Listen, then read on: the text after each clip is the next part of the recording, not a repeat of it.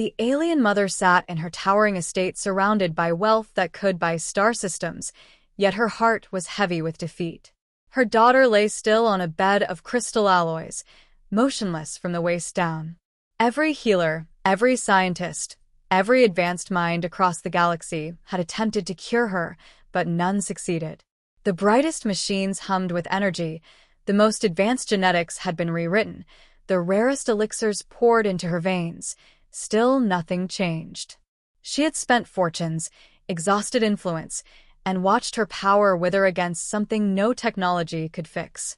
The more she sought solutions, the deeper her despair grew, until the corridors of her palace echoed with silence instead of laughter. Her people whispered that no amount of wealth could bend the laws of biology.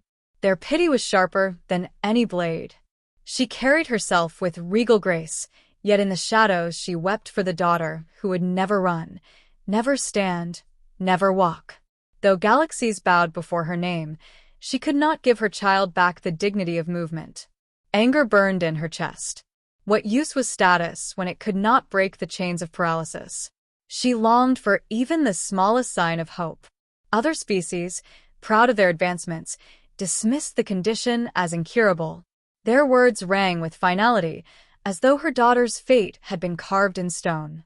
Yet among the murmurs came whispers of humans, primitive, unrefined, mocked as fragile compared to towering alien civilizations. They were not known for dazzling technology, but for something quieter, stubborn, and baffling: their refusal to quit. Rumor told of one human doctor, traveling between systems, curing what others abandoned as hopeless. The alien mother dismissed it at first. To place faith in such a being seemed absurd. Yet when despair consumes all else, even absurdity becomes a lifeline. One night, staring at her daughter's motionless form, she decided.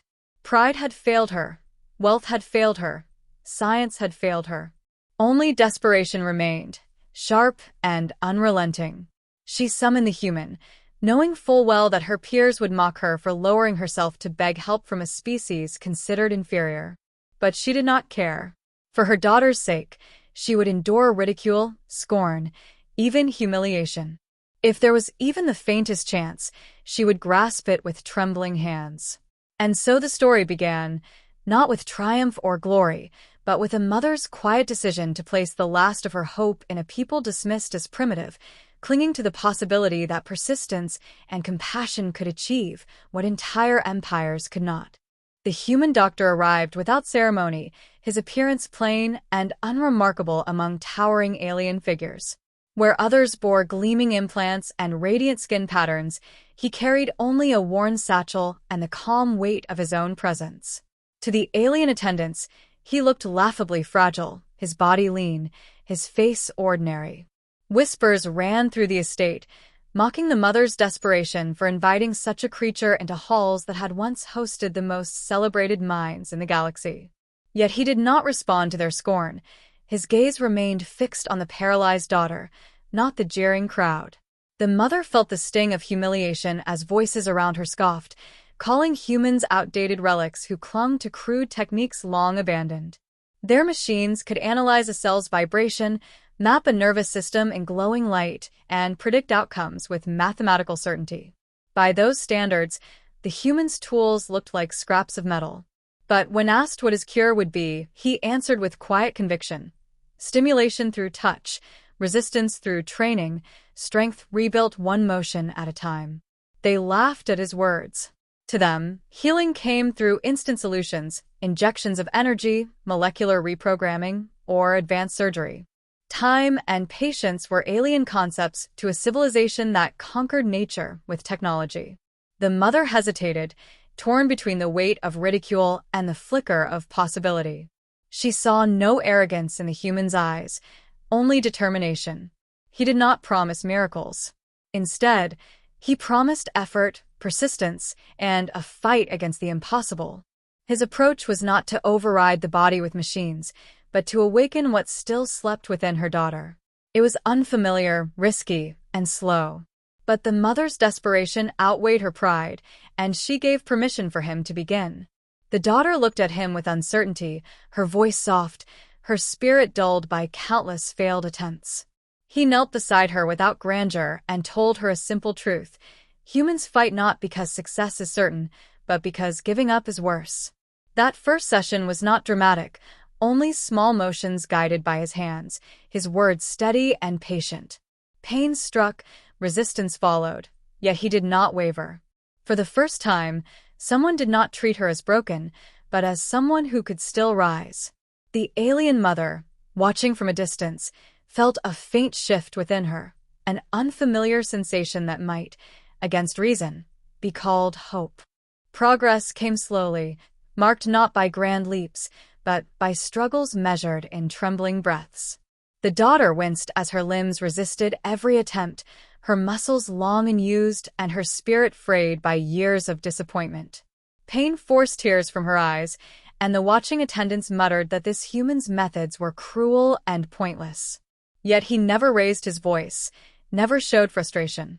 Instead, he reminded her that strength grows from persistence, that each failure is not the end, but a step toward change. His calm steadiness became the anchor she clung to when despair pressed down. The days stretched into weeks. Most saw no difference, but he noticed the subtle shifts, fingers twitching, faint sparks of response where none had been before. He celebrated those small victories as if they were triumphs, and slowly, the daughter began to believe him. He told her stories of humans who had endured against impossible odds, soldiers who crawled through agony, explorers who survived on barren worlds, people who walked again when all said they never would. His words were not decoration. They were fuel, igniting a will she thought long dead. One morning, as he guided her through yet another grueling exercise, her toe jerked with deliberate motion. Silence swept the room. Even the most cynical attendants could not deny what they had seen. The mother's breath caught, her heart pounding as she witnessed the first undeniable sign of change. Critics dismissed it as reflex, a meaningless twitch, but to the human it was proof that effort mattered. He pressed her to continue, not with force but with encouragement, each session driving her further. The girl's determination grew. She wanted to see how far she could go, even when collapse followed every attempt. For the first time, she no longer felt like a patient waiting for rescue, but a fighter waging her own battle. The mother, torn between hope and fear, clung to the possibility that her child's prison was weakening. Yet doubt haunted her still.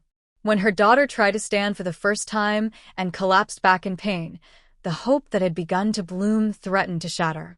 The mother's eyes filled with tears, unsure if she could bear watching another dream break apart, even as the human simply knelt and said with quiet certainty, "This is only the beginning." The final session arrived with an air of tension that weighed heavier than any silence before.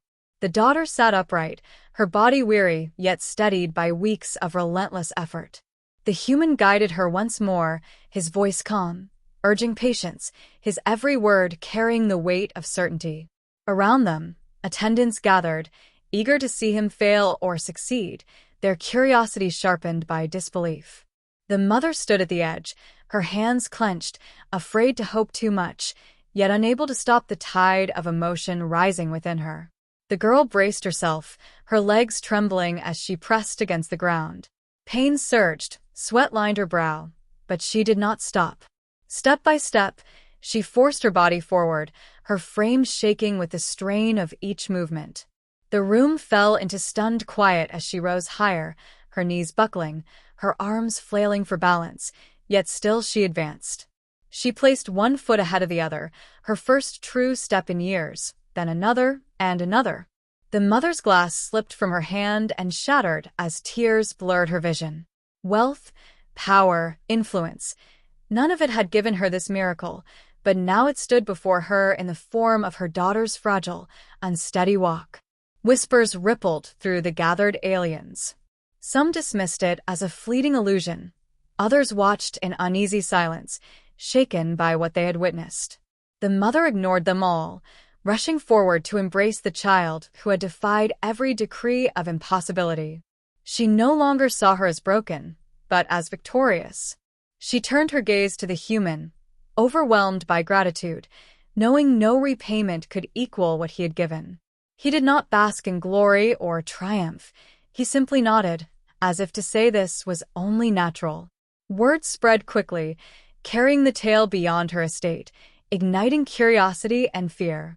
Many races questioned how a species so primitive could achieve what the most advanced minds could not. Yet those who understood saw the truth. Where others surrendered, humans endured. Their gift was not superior tools or knowledge, but an indomitable spirit that refused to accept defeat. The mother, once certain that science ruled all, now knew there existed something greater, persistence driven by compassion. That night, she watched her daughter sleep peacefully, her heart full for the first time in years. In the stillness, she whispered a truth she could no longer deny.